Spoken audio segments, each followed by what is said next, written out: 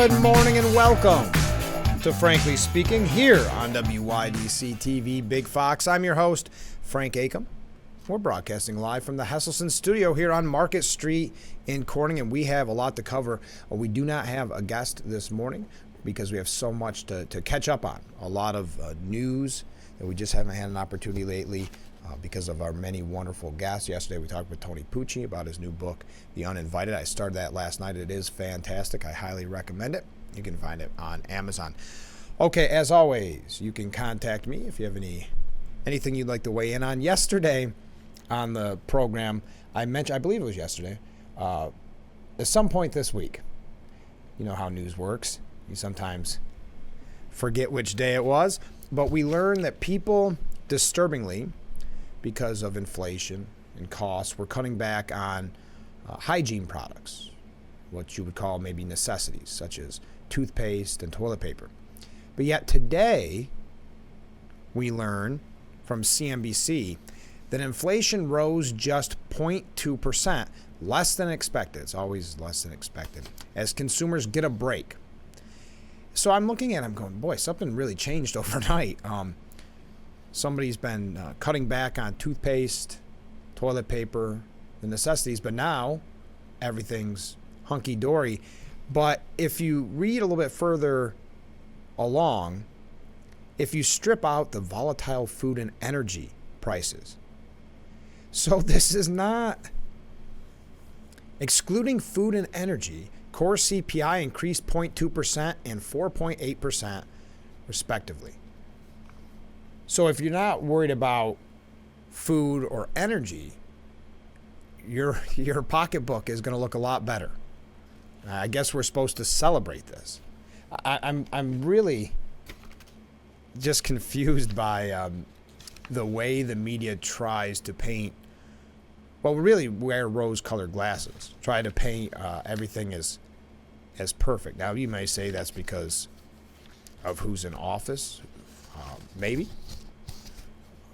We are getting close to, well, it is election season, essentially, but next year, of course, is the election. Are we already seeing the media protect? Because remember, originally, if we didn't make a deal on the debt ceiling, we know the Biden administration was going to blame inflation and high costs on Republicans because of that one issue, which made no sense at face value, but you know how the media works. They will push that narrative. They will push that message. So now I'm curious,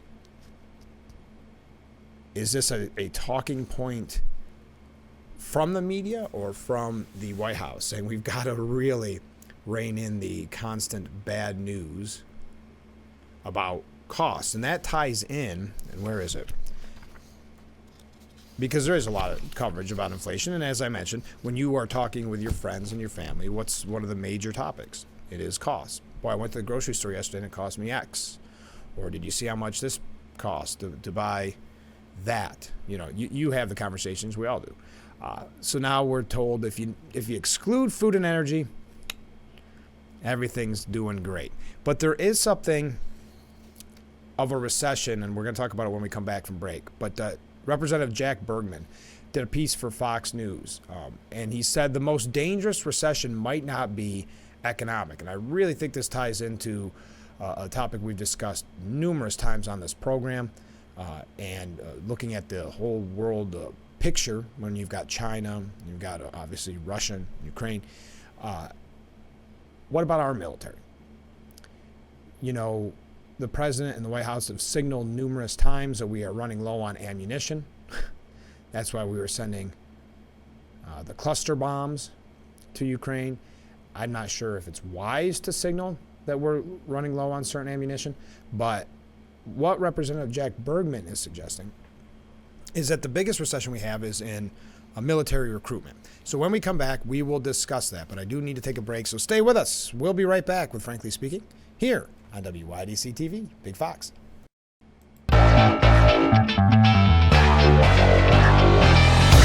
We are back with Frankly Speaking here on WYDC TV, Big Fox, broadcasting live from the Hesselson studio on Market Street. So according to Representative Jack Bergman, and I think this is something we should all take note of, the most dangerous recession that we are experiencing is not necessarily the economy, though that is not a positive thing either, but it is the lack of military recruitment. I asked last week, and we received some responses. And again, I can put that up on the screen if you want to weigh in. And thank you to people that wave through contacting me. I think that's very clever. So I added a wave. We already got a wave this morning. But I asked last week, would you encourage a family member, a friend, to join the military? And the reason I say that is not because there's, we have so much respect for our veterans and the people actively serving. Absolutely. But a lot of people are avoiding this now because of the lack of patriotism that we talk so often about, where polling shows that people just don't have that patriotic bone anymore. Why is that? Well, it all boils down to the media's coverage, pop culture's coverage, where, it's painted in a negative way, just like our law enforcement, unfortunately. So people get, pardon me, a little discouraged and think, well, I'm going to go to college, or I'm going to go into some type of industry instead of joining the military, which is a great option for many, the military. And there's also the woke culture. And this is what Representative Bergman is saying, that this idea that the military is focused so much on non-military issues when you think of military. He said, if I apologize, I got a frog in my throat this morning. He said, yes, we should be worried about the economy. Of course, it's affecting all of us. No matter what news articles want to say, it is affecting all of us in a negative way. But one thing noticeably absent from the national discussion, because a lot of discussion is on inflation, is perhaps the most dire kind of recession. And that's recruitment for our military. The Air Force is projected to fall below active duty recruitment goals by roughly 4,100. Meanwhile, the Army missed a recruiting goal back in 2022 by 15,000 recruits.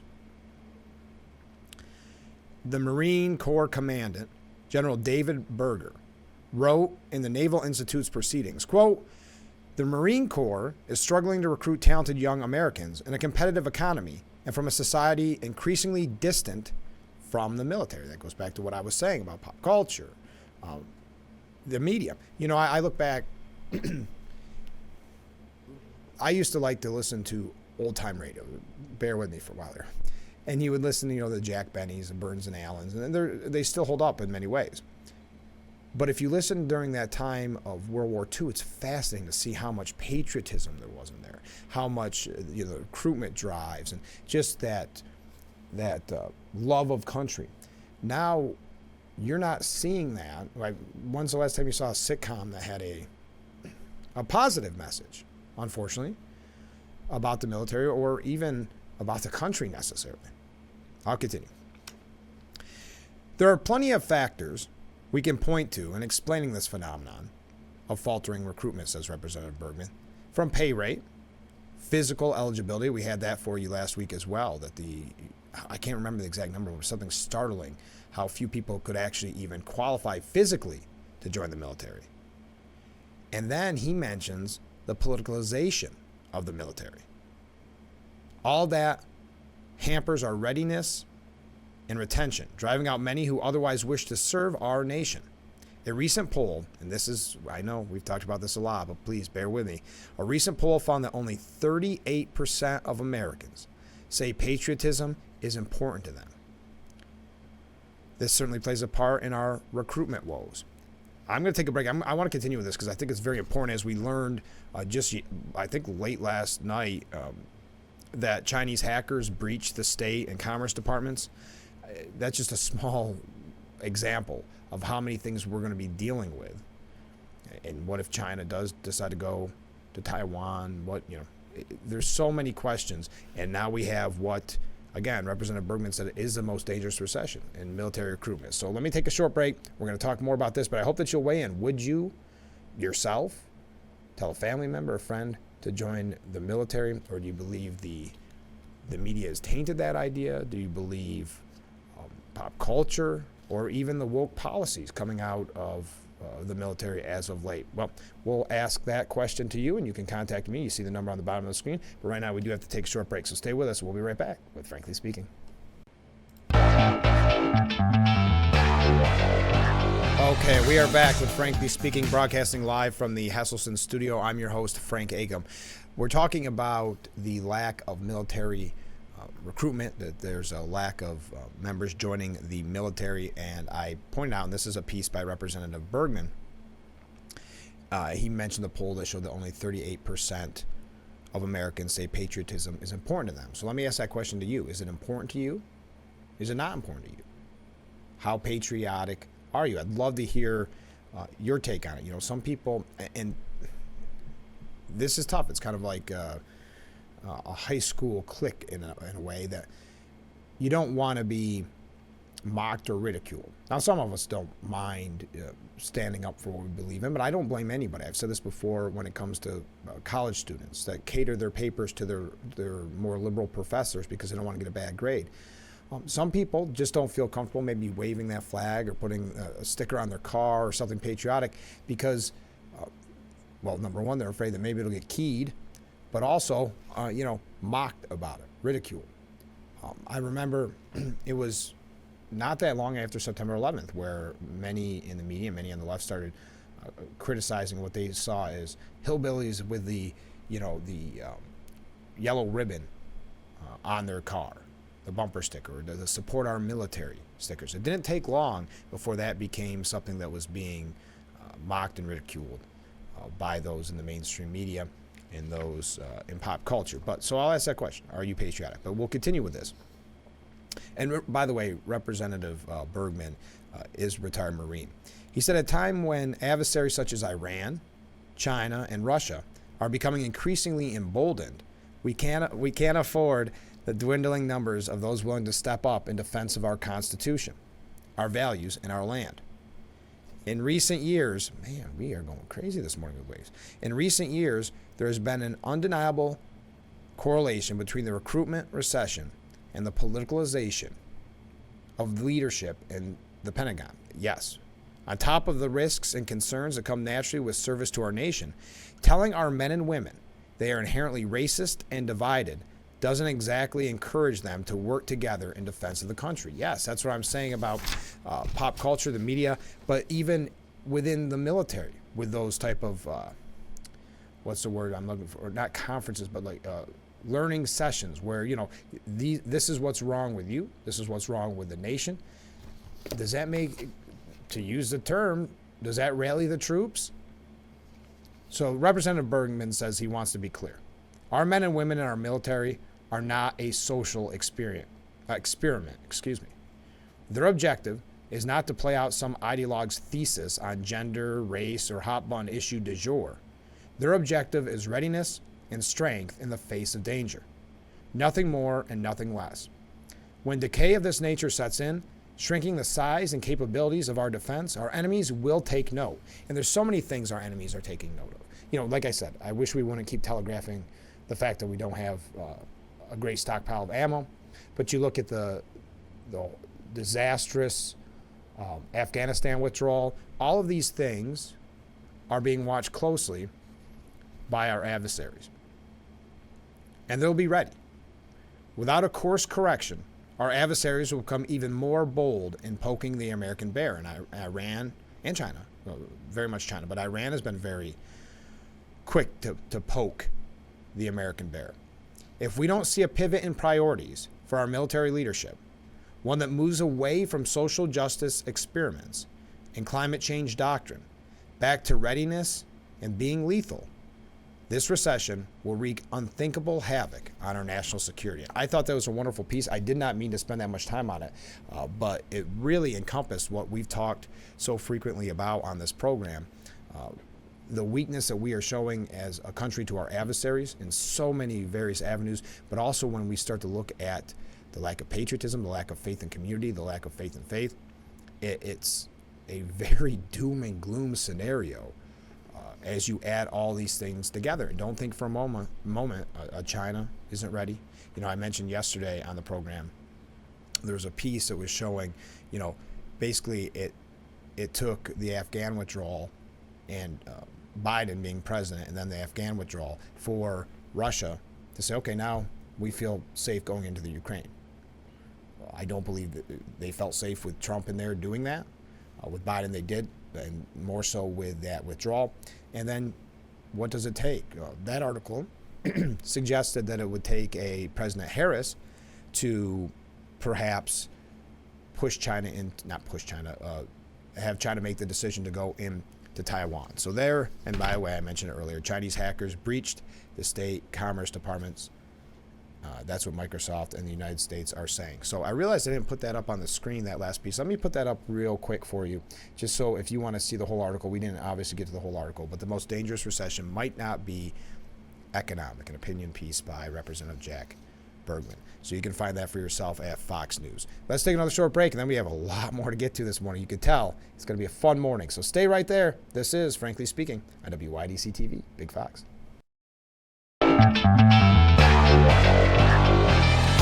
We are back with Frankly Speaking here on WYDC TV Big Fox. I'm your host, Frank Acom. We're broadcasting live from the Hesselson studio. We have a lot of time to cover various topics this morning.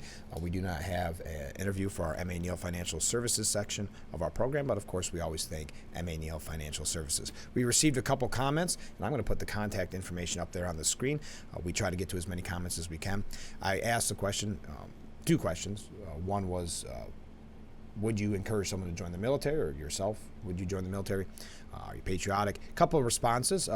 Everything that is happening these days feels like a psyop. In my opinion, we are being kept in constant state of confusion and misdirection. Very good point. I think that ties in with the media a lot. It's not about what they cover sometimes, it's about what they don't cover. And this is, our military has always been the greatest in the world. If I couldn't recommend someone to join, then our administration is the reason. It is written and has happened before and will happen again if we don't smarten up. It all boils down to average intelligence, which seems pretty low these days. Very good point. Okay, so there you go. Keep them coming in. That's contact information there on the screen. So again, signaling to our adversaries what the state of our country looks like. And we go back to that military article, but in this case, I mentioned Afghanistan withdrawal, but there's so many examples, and even the NATO summit where you have the president with so many gaffes. Remember, I think it was last couple of weeks, he kept confusing Ukraine with Iraq, did it numerous times. He called Zelensky the wrong first name at NATO. He confused Russia with Ukraine, reversing the two. It was a gaffe-filled trip, and Miranda Devine from the New York Post has this to say about it. NATO summit proves old Joe Biden has no business doing the most important job in the world. And I think what, again, this boils down to as well is what this shows our adversaries. The cringeworthy spectacle of our feeble president stumbling around the world stage looking lost, forgetting people's names, and generally acting like an escapee from a nursing home is now so commonplace that it's barely remarked upon here at home. Yeah, it's not mentioned in the media. It's been quite a while. I know Mika Brzezinski was actually very angry that it's getting any coverage, telling his staff, why are you allowing these things to happen? I'll get to that in a moment. But it's definitely a hot topic overseas. We may not be bringing it. The media here, and again, that's the piece there, Miranda Devine at New York Post. Our media won't cover it because they want to make sure that they protect this president. But overseas, it's a hot topic, especially as the war in Ukraine threatens to blow up into World War III. It's not especially comforting that the guy with the nuclear codes can't even stay up for dinner. Yeah, I mean, their excuse was he's had a very busy schedule. And it's like that one article I read yesterday that had a great quote in it is, the dinner isn't much, this NATO dinner. It's a lot of pomp and circumstance. It's a lot of, one of those dinners you expect. So it's not a big deal while you're there, but it's a very big deal if you don't attend. According to a U.S. official who spoke to the traveling press pool, Joe Biden skipped the NATO leaders' dinner because, quote, he has 4 full days of official business and is preparing for a big speech tomorrow, in addition to another day at the summit. He's been president, says Miranda Devine, for 2.5 years, and this is the 3rd time he has missed dinner with world leaders. Wow. If he can't handle the normal schedule of the President of the United States of America, He has no business doing the most important job in the world. There's a reason. She makes a very good point here. There's a reason why Robert F. Kennedy Jr. keeps posing, doing push-ups, and you've seen the pictures, because he wants to show that contrast.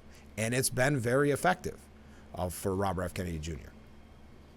As for the speech Biden had to prepare for, why he couldn't make the dinner, he struggled to read it from the teleprompter. Quote, this is a quote from President Biden. Soon NATO will be the 32nd freestanding, have free 33, 32 freestanding members. Was just one of the lines that got garbled. And he was shouting. It was very, anyway.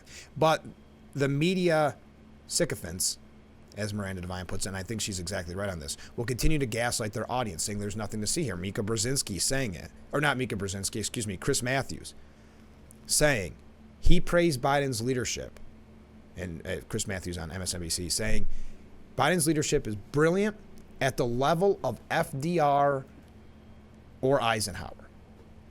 Because that speech, did you watch the speech? I'd highly recommend you do, and you could be the judge of that for yourself. I'm not going to put a bias towards you. I'm just telling you what Miranda Devine had to say, and I think it does go back to what we were saying originally, what this is saying worldwide. We may not be talking about it back here. Well, we are. The media may not be. They don't want to highlight what can be seen as a weakness, but they're sure talking about it overseas. And that's when I go to the Mika Brzezinski quote. She's upset, not that the president has had some issues with these gaffes and things like that. She's upset that his staff even puts him in situations like this, basically saying control his schedule. I mean, they are, right? He missed a dinner because of how much they're controlling the schedule. But control it in a way that somehow protects him from anything that could be viewed poorly. And she's very mad about it. Morning Joe on MSNBC. She said, yeah, I think his staff needs to own his age. I'm just going to be honest. I don't think they do a good job helping out the president. Like, I'm just saying, if you are managing a president's schedule and you're managing a president getting on stage and getting off stage and getting on planes and getting off planes, and yes, he's 80. You need to be there for him, and you need to make a pathway. Think about what she's saying. It's amazing. Again, it's not what you think of the president. You might love the president, might not like the president. The fact of the matter is that we're talking in this way. It's not about what we think. It's about what, again, our enemies think, where they see weakness. And then she says, and you sure better make sure he doesn't fall on a sandbag. So now his staff is responsible for protecting him from sandbags. This coming off of the Axios story that tells us that his staff is essentially scared of him, that you don't want to be one-on-one with him. You want to bring someone there as kind of cannon fodder so that you may not be the one that gets yelled at and screamed at. But then again, to show you how the media works, they could spin that in a way that says, well, that just shows how much he cares. That's his passion. So now his staff, who is being, I worded it a toxic workplace. I don't like using that term. I think it's thrown around too much, but it sure sounded it to me, a toxic workplace. Now that same staff is tasked with protecting the President of the United States from a sandbag. And I blame the staff for that, meaning, this is going on further, all the videos that have been playing, she makes it sound like it's covered all the time. Well, of course you're going to see a picture of the president when he falls like that. It wasn't covered in, I mean, look at how much they covered then President Trump when he walked slowly across that wet platform at West Point. And they said that meant he wasn't fit for the job. Isn't it interesting how the media's talking points change very rapidly? I wonder what the common denominator is, or what would change that coverage essentially overnight. So with the videos and the photos, and I blame the staff for that. I mean, those are the things that are going to hurt him. These are the things that are going to be played on a loop, okay? Are they really being played on a loop? But okay, let him do his job. Let him do his speeches. Let him work on policy. Let him do his connections in Congress. I don't even know what that means. Unlike any president we've seen. What does that sentence mean? Let him do his connections in Congress unlike any president that we've seen. So she's actually calling for almost essentially how he campaigned. Keep him in the basement. right? I mean, that was the term that people used, but I mean, had a very, very small schedule when it came to campaigning for president. Brzezinski also knows that she herself gets nervous when giving speeches. And sometimes I don't know which way to go, and I'm looking for direction. It goes back to what Miranda Devine was saying, just the gaslighting. No, everything's fine. So do a better job, she said, to a staff. Again, the staff that we learned just on Monday that gets yelled at and gets challenged and questioned on things that there's no way they would know the answer to. Just so, I don't know if you could demean them or knock them down a peg, if it's a power move. Because you can't have these video images of the president tripping, or the president going the wrong way, it's not going to work in this presidency because his age is going to be a factor. His age is going to be a factor, and it's your job to make sure he gets from one place to another. He can handle the presidency. You have to handle his schedule and where he goes. He can handle the presidency, but you have to protect him from a sandbag. I'm really confused at the argument. This isn't to demean the president of the United States. We know that he's 80. We know that he has some real issues with health, cognitive issues. You're starting to see more people say that even on the left. That, to me, is a signal that maybe they're thinking of moving in different directions, but they would have to do that. I keep thinking about this because, do they want a Gavin Newsom in there? Because they don't want Harris.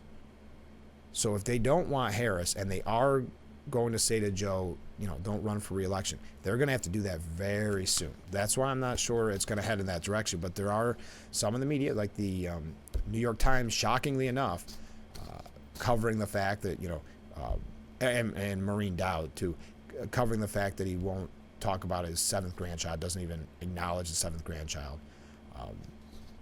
And that upsets a lot of people. So I'm interested in why the media is turned just minuscule amounts, but enough that it's noticeable. Not on issues like this, not on health issues, but turn enough. Is there something rumbling in the background? We'll see.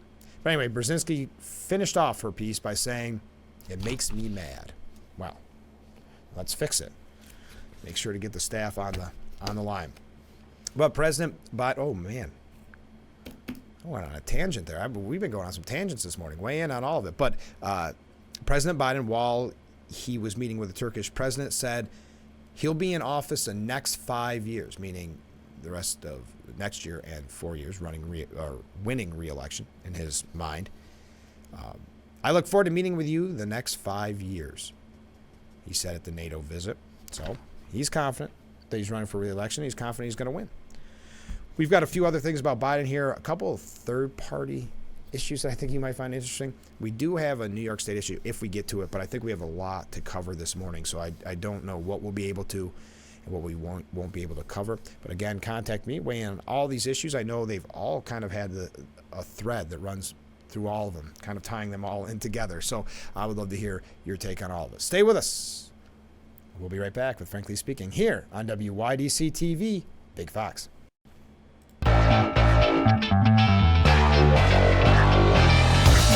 Thank you for joining us here on Frankly Speaking on WYDC TV Big Fox. I'm your host, Frank Acom. We are broadcasting live from the Hesselson studio this morning. I wanted to mention this story about Biden, and there's a reason here. There's an op-ed that just came out early this morning from our former congressman, Tom Reed. I'm not going to go through the whole thing. You can find it at usatoday.com. But just I thought it was worth mentioning. Biden's Medicaid cuts would hurt America's most vulnerable patients. And Tom spoke about how he joined with Republican colleagues back in 2020 to tell then President Donald Trump that he was in opposition to a proposed Medicaid fiscal accountability regulation.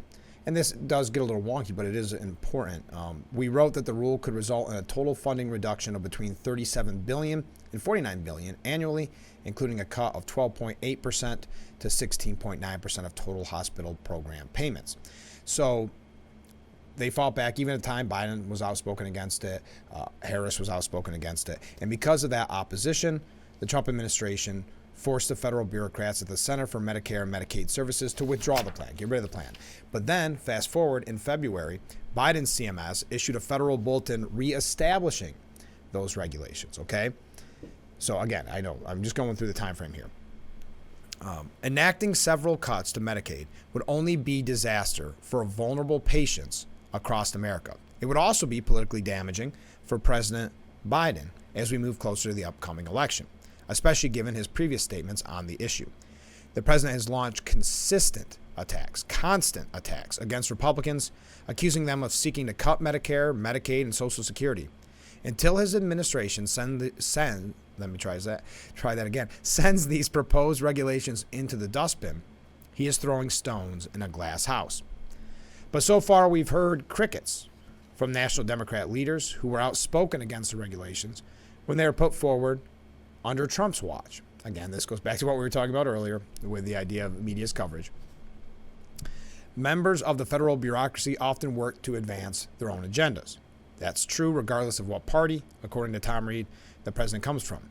The job of party leaders in these cases is not to be yes men for federal bureaucrats. It is to consider what is in the best interest of their constituents, their party, their president, and our country, and then speak out accordingly. We were fortunate to have that relationship with the Trump administration, which responded to our calls on this matter and did the right thing. Whether Democrat leaders are willing to do the same remains to be seen. So that's former Congressman Tom Reed. I saw that come across the wire early this morning, about 5 o'clock this morning. I thought, well, that's good to see an op-ed from our former congressman, so I want to bring it to you. And you can find the full thing at USA Today. All right, I have to mention this before we take another break. And this is just mentioning the news. You be the judge of it. There's been a lot of stories, I mentioned it last week as well, of Vice President Harris and what they call word salads, where she starts a sentence and it's I think there was a quote from The Office where you just start talking and you're not sure where it's going to finish. That's what it seems like. It jumps all over the place, and it's made for some laughs from more conservative outlets. I don't see it getting a lot of coverage from the mainstream media, but that's why you're not seeing a lot of coverage of Harris in general, because there's not a lot of great sound bites, sound clips from the vice president. That's why many have said she's been a weak vice president. That's why there hasn't been calls for her to replace President Biden on the ticket, and why there's been some chatter anyway of a Gavin Newsom or others. She's not very public. The jobs that she's been tasked with, she has not done well with. So anyway, I don't need to go through all that, just to give you a quote from our vice president. Again, they're calling it a word salad. And what she was talking about is artificial intelligence, okay? AI. I'm sure you've seen a lot in the news about AI. This is the quote from Vice President Harris. Again, this is not biased. This is just reporting the news. I think the first part of this issue that should be articulated is AI is kind of a fancy thing. First of all, it's 2 letters. Well, I mean, that's what people call for short. It's artificial intelligence. But I'll continue. I just want to... Okay. And so the machine is taught, and part of the issue here is what information is going into the machine that will then determine, and we can predict then, if we think about what information is going in, what then will be produced in terms of decisions and opinions that may be made through that process. So to reduce it down to its most simple point, thank you, this is part of the issue that we have here, is thinking about what is going into a decision, and then whether that decision is actually legitimate and reflective of the needs and the life experiences of all the people. Do you feel that you better understand AI after that? You know what's interesting? Because when you hear, I'm going to run late. When you hear talking points, I have no idea what she was saying there. I don't know a ton about AI. I don't know any more after. But do you notice how it still has to have kind of the virtue signaling talking points, even though it doesn't make sense? What she was essentially saying at the end, I don't want to put words in her mouth, but it's kind of tough not to, because you can't understand exactly what she's saying.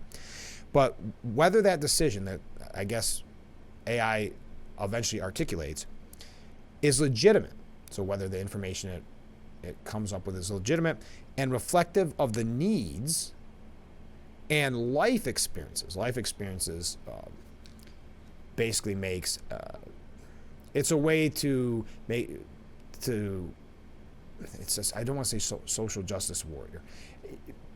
It justifies some of the things that are being done right now when it comes to woke. How's that? That's the way I want it. Maybe I'm doing a word salad right now, but it justifies some of the things that are being done in the name of woke culture. So she uses that legitimate and reflective of the needs and life experience of all people. So she's essentially already saying AI has to be censored. I'm not a big fan of AI, don't get me wrong.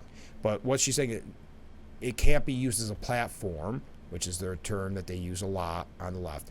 It can't be used as a platform for ideas and thoughts that they disagree with. If I can read between the lines and between the words, that's what I'm taking away from that last little bit in that word salad. I didn't mean to. I just wanted to read the quote, but that was a kind of a red flag for what they're, because we know this administration has been very heavy-handed in their attempt to censor social media. There was a piece, I don't think I have it here because I knew that we wouldn't have time for all of it, and it was a really in-depth piece. And I think it was actually by Miranda Lambert again, about the censorship, that the Biden administration's attempt at censorship on social media. Let's take a break, though. I'm sorry, I'm running late. We'll be right back with Frankly Speaking here on WYDC TV. Big Fox, stay with us. We are back here with Frankly Speaking. We ran so late with that last segment. I have to take a break here in just a moment, but we received a very good text message. We've been talking this morning about really the overall picture and the shape of this country. 38% saying patriotism was important to them, and we talked about the lack of military recruitment. We received this. You are right on target about the state of the union. Unfortunately, most are too busy working and running their lives to take action, however. So that's a very good point. It's very difficult to get involved in your community. It's time consuming. So I agree 100% on that. A proportionally small group of forefathers had a wonderful idea for a government. It has taken over 2 centuries to erode it down to what it has become. I fear it will take a country or worldwide shock to rally the United States.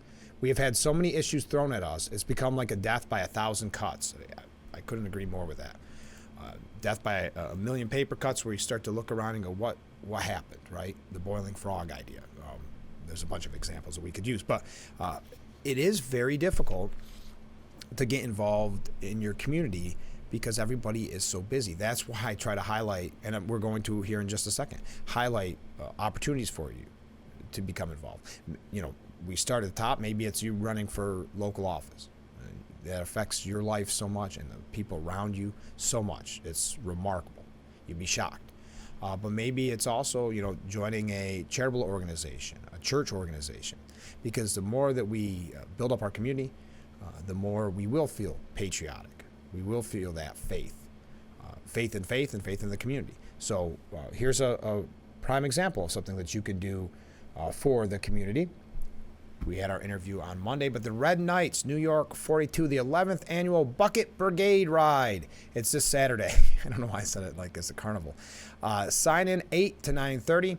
The ride begins at 10, just $15 per person. It starts at the Bath Volunteer Fire Department, 50 East Morris Street, and all the money raised will go to benefit the wounded warriors. So we want to promote that a couple more times before this Saturday. So if you are a motorcycle rider, you don't have to be. You can show up. You can.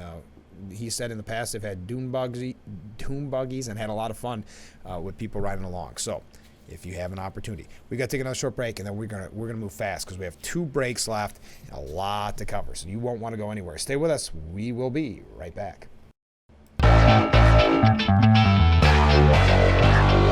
We are back with Frankly Speaking here on WYDC TV. Big Fox. I'm your host, Frank Acom. I'm just going to throw it up on the screen real quick because there's not really any pictures or anything, but there's some big concerns right now about Cornel West's third-party bid. In full disclosure, I'd forgotten that he was running in this third-party bid. I guess he's registered as Green Party. And what Democrats are scared of, I think this is a little overhyped, but they're afraid that he'll have the same effect, and I think overhyped, effect of Jill Stein on the 2016 race. And weirdly enough, Jill Stein is helping Cornel West's campaign. And they quote people in this Hill article. It's actually pretty funny. That you could tell you could almost visibly see it, but reading it, they are very upset at Cornel West. Cornel West has always been kind of like a far left darling. He's an Ivy League academic, a far leftist.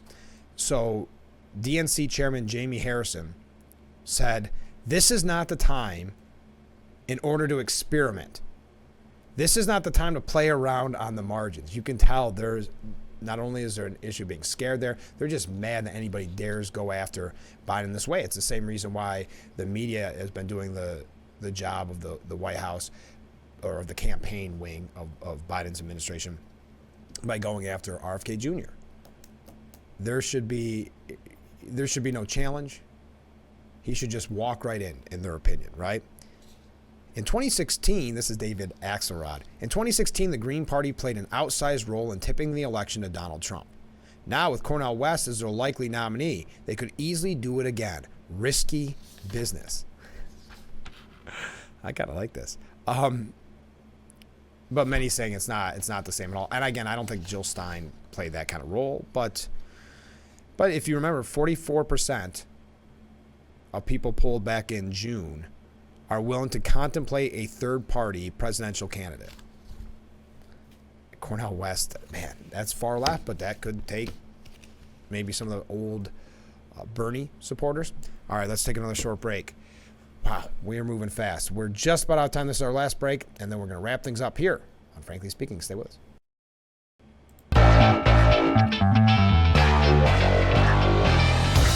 So we talked about Cornel West and that the Democrats are scared of Cornel West's third party. Now we have on, I don't know if you'd say the other side, because some Democrats are scared about this too. Joe Manchin is going to speak at the No Labels Town Hall in New Hampshire. There was a recent piece, speaking of Tom Reed, he put out a piece not that long ago that was calling for this kind of third party where it's a Democrat and Republican on the ticket. And some have thought maybe it's going to be Joe Manchin. He'll be on there, so he's speaking in New Hampshire. He has not ruled out running for president. Now, Connecticut Senator Chris Murphy says he's not giving a lot of thought to it. Strikes me as a Republican front group. So he's blaming on Republicans that this is going, they believe it's going to hurt Biden. I guess. It's way too early to know what the impact is going to be or whether they'll actually run a candidate. And I guess the No Labels has unnerved both Democrats and Republicans, but they want to get something like on every ballot, their party, and I guess they've been doing a pretty good job at it.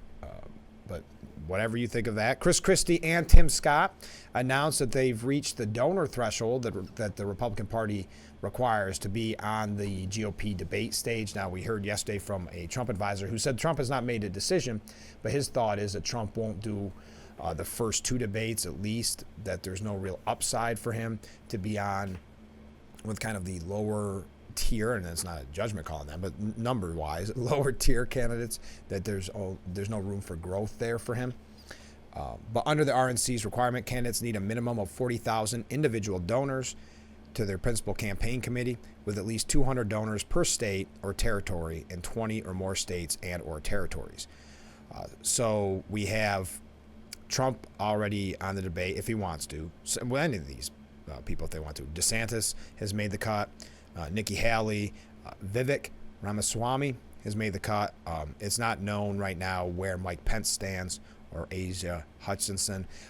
We heard about that person running that. I already forget their name, and I feel bad about that. But he was actually he's a billionaire, paying you to donate to his campaign so he could make this threshold. All right, we're out of time. Sonia Sotomayor, the Supreme Court Justice, her wealth has skyrocketed since joining the Supreme Court, raising ethics concerns. Yeah, there's a piece of Fox News. Skyrocketing is an understatement.